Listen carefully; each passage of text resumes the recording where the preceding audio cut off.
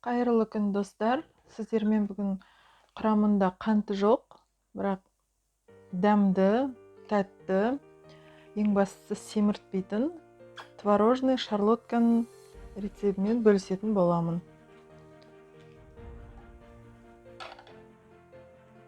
Тез 15 минутта пісетін творожная шарлотка.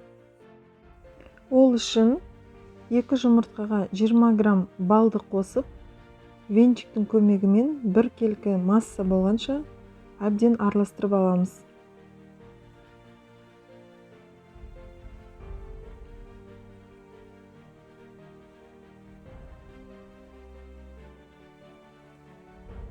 Кейін 200 грамм творогты қосып, тағы да венчиктің көмегімен бір келкі масса болғанша араластырамыз.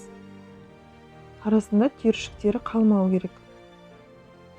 Осы массаға жүгері ұнына жарты шай қасық қосқыш салып, осы массаға салып араластырып, бір келкі қамыр жасаймыз.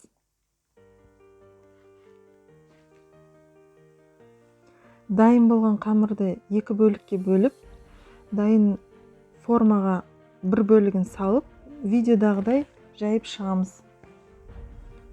2 алманың қабығын аршып, 4-3 турап, осы бөлікке саламыз.